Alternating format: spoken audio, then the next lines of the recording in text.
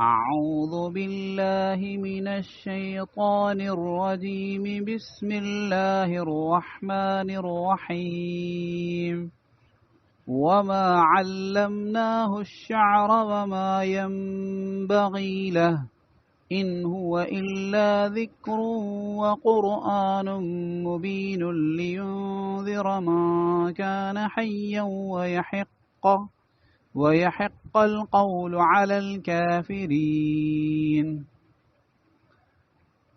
असां हिननि खे शेर न सेखारियो आहे ऐं ही हुननि जे शायाने शान बि नाहे। ही त सिर्फ़ हिकु नसीहत आहे ऐं हर ॻाल्हि खे खोले बयान करण वारो क़ुरान आहे त जीअं पाण डिजारीन उन्हनि खे जेको ज़िंदा आहे ऐं काफ़रनि जे मथां हुज्जत क़ाइमु थिए। काफ़िर जेके हुआ उहे रसूलुल्लाह सल्लल्लाहु अलैहि वसल्लम जिन खे शाइर चवंदा हुआ, यानी नऊज़ बिल्लाह मिन ज़ालिक। हू चवंदा त हुज़ूर पाक सल्लल्लाहु अलैहि वसल्लम शाइरनि ऐं हुज़ूर पाक सल्लल्लाहु अलैहि वसल्लम जो ही जेको कलाम पेश कनि था यानी क़ुरान पाक, इहो शेर व शाइरी आहे। त अल्लाह ताला इन जी नफ़ी फरमाई। अल्लाह ताला हिन में फरमायो वमा अल्लमनाहु शिअर, असां हिननि खे यानी रसूलुल्लाह सल्लल्लाहु अलैहि वसल्लम खे असां शेर व शाइरी कान सेखारी आहे। शेर व शाइरी छा हूंदी आहे? असल में ख़्यालाती हिकिड़ो तख़यलात ऐं ख़्यालाती यानी सोचूं हूंदियूं आहिनि ऐं उन्हनि खे इंसान जेको आहे यानी मसनूई ॻाल्हियूं हूंदियूं आहिनि, उन्हनि खे शाइर जेको आहे हिकिड़ो रूप ॾींदो आहे, हिकिड़ी तस्वीर उनजी ठाहींदो आहे पंहिंजे ज़हन में। पोइ उन जे लाइ अल्फाज़ जेके आहिनि मुख़्तलिफ़ क़िस्मनि जा लफ़्ज़ जेके ॻोल्हींदो आहे ऐं उन्हनि लफ़्ज़नि खे हम वज़न करे ऐं अहिड़े तरीक़े सां बयानु कंदो आहे जेको ॿुधण वारे जी दिलि खे छिके।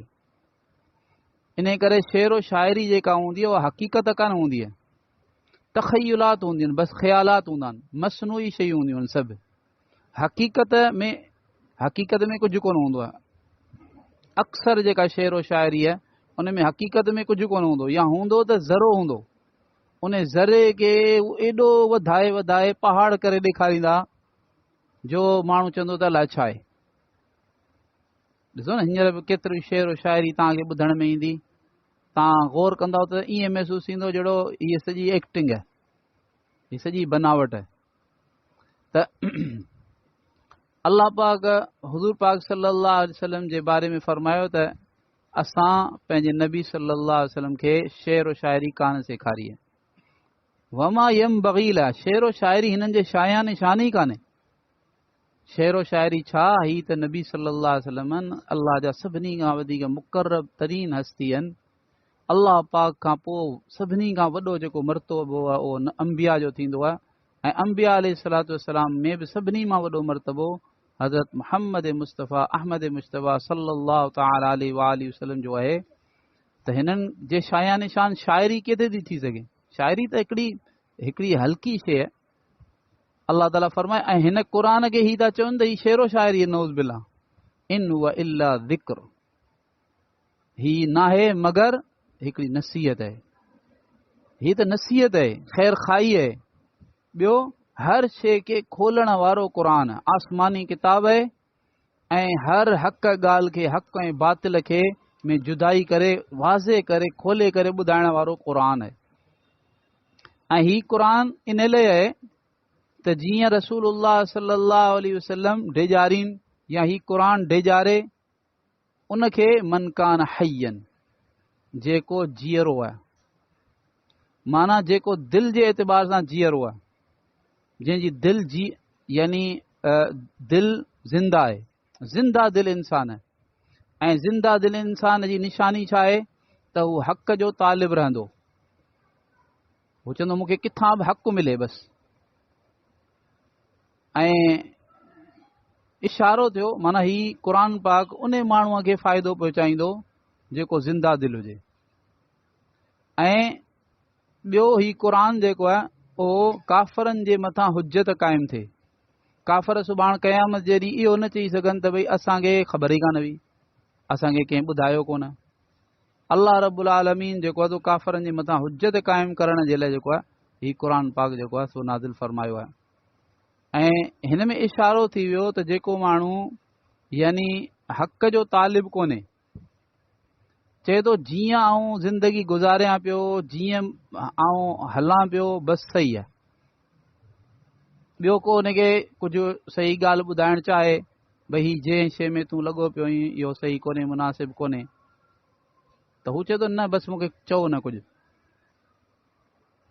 ऐं पाण हुनखे अंदर में तलब बि कान्हे, इहो हुनखे डपु कोन्हे त थी सघे थो जंहिं शइ में आऊं लॻो पियो हुजां उहो ग़लति हुजे। इहो हुनखे ख़तरो कोन्हे जीअं सुभाणे मूंखे मरणो आहे, अलाह पाक जे साम्हूं पेश थियणो आहे, ईअं त कोन्हे त आऊं ग़लति हुजां ऐं सुभाणे क़यामत जे ॾींहुं मूंखे ख़बर पए त तूं ग़लति हुए ऐं पोइ उते जेको तूं मूंखे सज़ा मिले, हुनखे इहा परवाही कान्हे, गाफ़िल आहे, मस्त आहे, जीअं करियां पियो पोइ सही आहे। ऐं केरु मूंखे चए बि न, केरु मूंखे चए बि न, ऐं पाण बि हुनखे फ़िक्रु कोन्हे त आऊं बि वञी को जुस्तजू करियां त भई आऊं हक़ ते आहियां या कोन आहियां, इहा शइ हुनजे अंदरि आहे ई कोन, गाफ़िल आहे, मस्त आहे। इहो माण्हू ज़िंदा चवराइण जे लाइक़ु ई कोन्हे।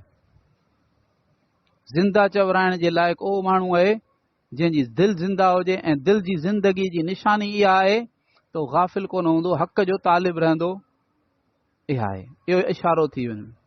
अॻियां अल्लाह रब्बुल आलमीन फरमाए पियो अवलम यरौ अन्ना ख़लक़ना लहुम मिम्मा अमिलत ऐदीना अनआमन फहुम लहा मालिकून वज़ल्ललनाहा लहुम फमिनहा रकूबुहुम वमिनहा यअकुलून वलहुम फीहा मनाफ़िउ वमशारिब अफ़ला यशकुरून। छा उन्हनि न ॾिठो आहे त असां हुननि जे लाइ पंहिंजे हथनि जी ठाहियल शयुनि मां चोपाया जानवर पैदा करे छॾिया, सो हू हुन जा मालिक थियो वेठा आहिनि, ऐं असां उन्हनि जानवरनि खे हिननि जे काबूअ में ॾेई छॾियो। उन्हनि मां कुझु जानवर अहिड़ा आहिनि जेके हिननि जूं सवारियूं आहिनि ऐं कुझु जानवर अहिड़ा आहिनि जिन खे ई खाइनि था, ऐं उन्हनि जानवरनि में हिननि जे लाइ ॿिया बि फ़ाइदा आहिनि ऐं पीअण जूं शयूं आहिनि। छा पोइ बि शुकुर न कंदा? हिते अल्लाह रब्बुल आलमीन फरमायो त ॾिसो वरी गौर करियो। अल्लाह इंसाननि खे काफ़रनि खे गौर करण जो जी दावत ॾिनी। तव्हां गौर करियो त ॾिसो ही जेके जानवर आहिनि, जानवरनि खे तव्हां कोन ठाहियो आहे, जानवरनि जे तख़लीक़ में तव्हांजो ज़रो बि यानी अमल दख़ल कोन्हे, अल्लाह पाक ठाहे तव्हांखे ॾिना आहिनि, पोइ तव्हां हुन जा मालिक थी वेठा आहियो, यानी अल्लाह पाक तव्हांखे मालिक बनायो आहे तॾहिं तव्हां हुन जा मालिक बणिजायो। हिन मां हिकिड़ी ॿी बि ख़बर पई, हिते दुनिया में निज़ाम आहिनि, अज़्म आहिनि, कम्यूनिज़म आहे, सोशलिज़म आहे, सरमायादाराना निज़ाम आहे, इन्हनि जो पाण में जंग आहे, सर्द जंग आहे। हिकिड़ा चवनि था त दुनिया में जेके शयूं आहिनि, दुनिया में जेके उपत वग़ैरह शयूं आहिनि, तख़लीक़ आहे, इहा सॼी जेका आहे इहा माल जी आहे। सरमायादाराना निज़ाम जेको चए थो त माल जो करतब आहे ऐं माल वारा ई हिन जा हक़दार आहिनि। ऐं हू चवनि था कम्यूनिज़म ऐं सोशलिज़म वारा त न, ही सॼो महिनत जो आहे, महिनत मज़दूरी, इन करे हुननि जो जेको झंडो आहे उन ते बि जेको मुतर को छापियो पियो हूंदो आहे त भई महिनत मज़दूरी जेका आहे न, उहा महिनत सां ई शयूं पैदा थियनि थियूं। अल्लाह ताला फरमाए पियो, अल्लाह ताला जो निज़ाम इहो, अल्लाह फरमाए थो तख़लीक़ कंहिंजी कान्हे, तख़लीक़ मुंहिंजी आहे। ऐं अक़लन उहो ई माण्हू मालिक चवराइण जे लाइक़ु आहे जंहिं पैदा कयो आहे, पैदा अल्लाह पाक कयो आहे। उन करे हक़ीक़ी मालिक हर शइ जो रब पाक आहे, अल्लाह पाक आहे। वरी अल्लाह पाक जंहिंखे ॾिए थो, जंहिंखे जेको हक़ीक़ी मालिक आहे उहो मालिक बनाए, उहो मालिक बणिजंदो। इन में पैसे जी ॻाल्हि कान्हे, इन में महिनत जी ॻाल्हि कान्हे, जंहिंखे अल्लाह ताला बनाए। ऐं कहिड़े त निज़ाम सां अल्लाह पाक कंहिंखे कंहिं शइ जो मालिक बनाए थो, अल्लाह पंहिंजी मिल्कियत जो मालिक कंहिंखे थो बनाए, पैसे जो, ज़मीनुनि जो, जानवरनि जो। इन जे लाइ अल्लाह ताला अंबिया अलैहिस्सलातु वस्सलाम खे जेको आहे सो हिकिड़ो कानून ॾिनो आहे, उन कानून जो नालो दीन आहे। दीन इस्लाम, उन जे मुताबिक़ जेको उन में हिकिड़ा कानून आहिनि, उन में हिकिड़ा ज़ाब्ता आहिनि, उन्हनि ज़ाब्तनि जे मुताबिक़ जेको आहे सो मिलंदो।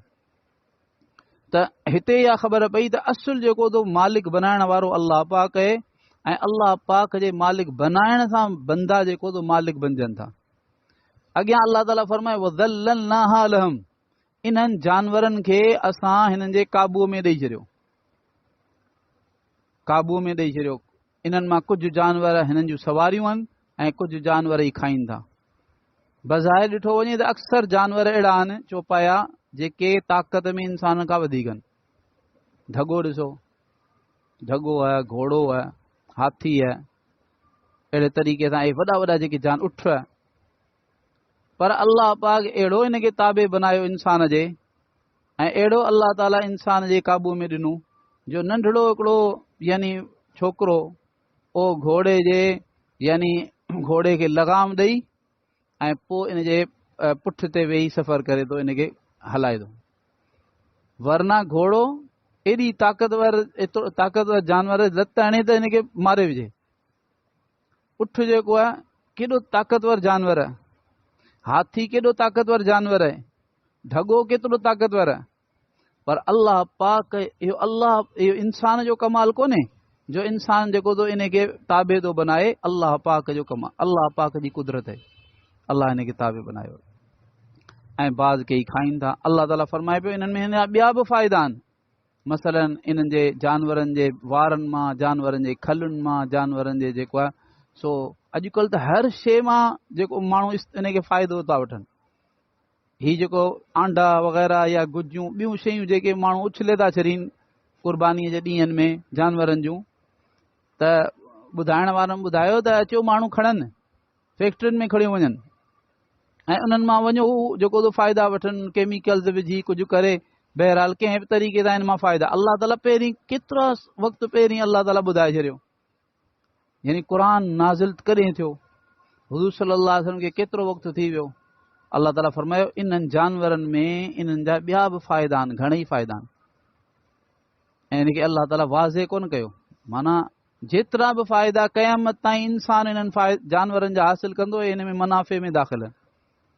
व मशारिब, ऐं पीअण जूं शयूं आहिनि। मसलन छा आहे जो अलाह ताला हिन में खीर ॾिनो, खीर केॾी वॾी नेमत आहे अलाह जी। अलाह ताला फरमायो अफला यशकुरून, छा पोइ बि शुकुर कोन था कनि या शुकुर न कंदा। शुकुर छाखे चइबो आहे त जेका नेमत मूंखे मिली आहे, मूंखे जेका राहत मिली, मूंखे जेका नेमत मिली, मूंखे जेको बि कुझु मिलियो, ख़ैर मिलियो, जंहिंसां मुंहिंजी दिलि ख़ुशि थी, उहा मुंहिंजो हक़ु न आहे, उहा मालिक जो फज़ुल आहे। यानी जो मालिक कोन आहियां, मूंखे मिलणु घुरिजे, हा ईअं ई थियणु घुरिजे, हा न। हक़दार इंसान पंहिंजे पाण खे कंहिं शइ जो न सम्झे ऐं इहो सम्झे त हीउ अलाह पाक जो फज़ुल आहे। जेकॾहिं इहो नथो सम्झे त पोइ शुक्र जो शीन बि शुरू कोन थियो, शुक्र जी इब्तिदाई कान थी। शुक्र जी इब्तिदाई त आहे जो इंसान चए मुंहिंजो कुझु कोन्हे, कंहिं शइ जो लाइक़ु कोन आहियां, सभु कुझु अलाह जो आहे। हीउ अलाह पंहिंजे फज़ुल सां मूंखे ॾिनो आहे, हीउ अलाह पंहिंजी महिरबानी सां ॾिनो आहे, त शुकुर करे। वत्तख़ज़ू मिन दूनिल्लाहि आलिहा, शुकुर त छा कनि, शुक्र में वॾी शइ छा हुई जो काफ़िर आहे त उहो अलाह पाक जी तौहीद जो ऐं ईमान जो इक़रार करे, ईमान हासिल करे, ऐं नाफ़रमान आहे त उहो फर्मा बरदारी इख़्तियार करे, तक़वा इख़्तियार करे। तक़वा शुकुर आहे। अलाह ताला फरमाए पियो वत्तख़ज़ू मिन दूनिल्लाहि आलिहा, हुननि त वरी छा कयो जो अलाह खे छॾे ॿिया माबूद जेको तो बनाए छॾिया, ऐं इन उमीद ते ॿिया माबूद हिननि बनाया त शायदि हिननि खे जेको उमीद आहे त हिननि जी मदद कई वञे, यानी ही हिननि खे मदद ॾींदा। जेके बि अलाह खां ग़ैर खे पुकारे थो, जेको माण्हू अलाह जे ग़ैर खां, ऐं हू चए थो त हीउ मुंहिंजी मदद कंदो या चए थो फलाणा मदद कर, उहो सम्झे थो त हीउ मुंहिंजी जेको थो मदद कंदो। अलाह ताला फरमाए थो ला यस्ततीऊन नस्रहुम, इहे इन्हनि जी मदद कॾहिं बि नथा करे सघनि, करे ई नथा सघनि, सवाल ई पैदा कोन थो थिए त इहे हिन जी मदद करे सघनि। वहुम लहुम जुंदुम मुहज़रून, मदद त छा कंदा पर इहे इन्हनि जे लाइ मुखालिफ़ गिरोह बणिजी करे हाज़िर कया वेंदा क़यामत जे मैदान में। मुखालिफ़ गिरोह बणिजी करे हाज़िर कया वेंदा। जेतिरा बि बुत आहिनि, जेतिरा बि जेको अलाह जे ग़ैर जंहिंखे पुकारियो थो वञे, जंहिंखे जी पूॼा कई थी वञे, जंहिंखे जेको थो मदद जे लाइ पुकारियो थो वञे, इहे सभु। हा मसलन जेकॾहिं बुज़ुर्गाने दीन आहिनि त हिते बुज़ुर्गाने दीन आहिनि, ठीकु आहे, पर बुज़ुर्गाने दीन इहो त चई ई कोन हो त असांखे पुकारियो। ही जेके बि बुज़ुर्गाने दीन आहिनि, अलाह वारा आहिनि, मां कंहिं ईअं कोन चयो, हुज़ूर पाक सल्लल्लाहु अलैहि वसल्लम जिन कोन चयो उम्मत खे त भई तव्हांखे जेकॾहिं का तकलीफ़ थिए त मूंखे पुकारजो, आउं वेठो आहियां, आउं तव्हांजी मदद कंदुसि। हज़रत अली रज़ी अलाह ताला कोन चयो, हज़रत हुसैन रज़ी अलाह ताला कोन चयो, हज़रत जेको आहे सो जेके बुज़ुर्ग आहिनि, कलंदर शहबाज़, पीराने पीर शेख अब्दुल कादिर जीलानी रहमहुल्लाह, ॿिया जेतिरा बि नाला तव्हां वठो अलाह वारनि जा, इन्हनि अलाह वारनि कंहिंखे ईअं कोन चयो त भई तव्हां असांखे पुकारियो। हुननि जूं सॼियूं ज़िंदगियूं गुज़री हुयूं तौहीद में, हुननि जानी ॾेई छॾी तौहीद ते, हुननि जानियूं ॾिनियूं तौहीद ते। हाणे जेॾी महिल क़यामत जे मैदान में हिननि जो सामनो थींदो त हू चवंदा त भई ही तव्हां छा कयो, ही तव्हां असांखे जहिड़ो माबूद करे पियो पूॼो, असांखे बि पुकारियो आहे, असांखे बि तव्हां मुश्किल कुशा सम्झो, असांखे बि तव्हां हाजत रवा सम्झो, असांखे बि तव्हां पुकारियो। हालांकि असां त जेको आहे कॾहिं बि कंहिंखे कोन चयो त असांखे पुकारियो। असांजी सॼी ज़िंदगी क़ुर ऐं दीन जी तालीम में गुज़री वई। क़ुर छा थो चए, इय्याक नअबुदु व इय्याक नस्तईन। इहो हर मुस्लमान खे अचे थो, सूरह फातिहा हर मुस्लमान खे अचे थी। छा पियो चए, इय्याक नअबुदु, तुंहिंजी इबादत करियूं था, इय्याक नस्तईन व इय्याक नस्तईन, तोखां ई मदद घुरूं था। मां तोखां ई जो छा मतिलबु, ई जो मतिलबु तोखां ई माना ॿिए कंहिंखां न, मदद तोखां ई घुरूं था। जीअं इबादत तुंहिंजी करियूं था, तोखां सवाइ ॿिए कंहिंजी इबादत कोन था करियूं, ईअं तोखां ई मदद घुरियूं था, तोखां सवाइ ॿिए कंहिंजी मदद कोन था घुरूं।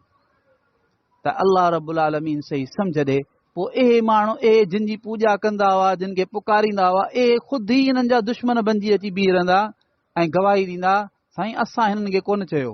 अलाह पाक जे बारगाह में चवंदा असां कोन चयो, ही पाण पंहिंजा ॾोहारी आहिनि, असां त हिन जे ख़िलाफ़ हिननि खे चयो। क़ुर पाक में ॿियनि जॻहियुनि ते अलाह ताला हिन खे वाज़े फरमायो त जिन खे पूॼीनि था, जिन खे पुकारीनि था, ए अची हिननि जे ख़िलाफ़ गवाही ॾींदा।